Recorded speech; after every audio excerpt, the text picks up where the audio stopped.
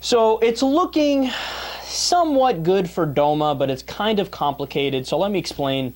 So like I was saying before, what the Defense of Marriage Act is it was a law passed on the federal level, signed by Bill Clinton.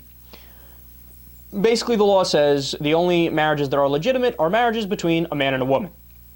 So the federal government does not recognize it on a federal level, even if certain states have legalized gay marriage. Now, there's also other provisions of the bill, and there actually are some provisions of the Defense of Marriage Act that have already been struck down. So it's a little bit of a complicated picture. But what's going on now, and what the questions that the justices were asking seem to point to, is that they're leaning towards the side of, yes, they will strike down the Defense of Marriage Act, but, there's always a but they would say, look, the only reason why we're striking this down is based on states' rights. In other words, they would strike it down based on 10th Amendment grounds, namely, the 10th Amendment says that the powers that are not allocated to the federal government, the rest go to the state governments.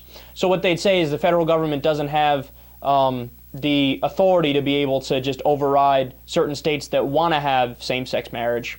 But what that still would mean is that states that don't want to recognize gay marriages don't have to recognize gay marriages. So that means that in Alabama and Mississippi and Kentucky and Wyoming, and you go down the line in all the heavily red states, they would not have to accept gay marriages and make gay marriage legal. So what this essentially would be a little bit of a cop-out.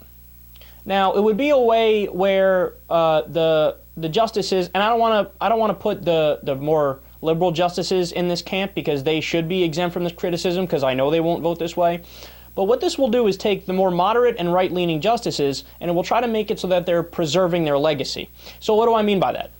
In other words, they don't want to be in league with previous Supreme Court justices who go down in infamy because they decided, for example, that, oh, no, black people are still your property even if they escaped to the North back when slavery was legal. What was that, the Dred Scott case, I think it was?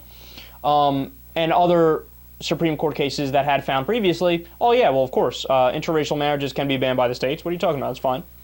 Now, eventually, Loving versus Virginia in 1967, they changed that and they said, no, of course, it's equal protection under the law. This is an equal protection case, not a 10th Amendment case, right?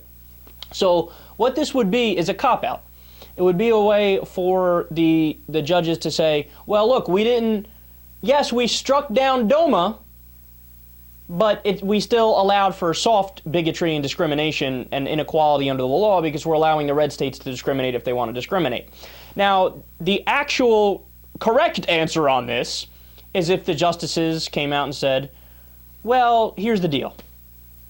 We think this is a case that is right in line with the Equal Protection Clause. In other words, everybody has equal protection under the law. Now, if they were to view the case as an equal protection case as opposed to a 10th Amendment case, then they would have to say, well, it doesn't matter where you are in the U.S., you have to be treated equally under the law, so you know what? Even in Mississippi, they got to allow gay marriage. So it looks as if what they're going to do now is walk down that middle road and appease the liberals and the progressives and say, okay, look, we'll strike it down, but you got to stop. Some of the bigoted states should still be allowed to be bigots, right? It doesn't appear as if they're going to go the full correct way and say, yeah, it's legal everywhere.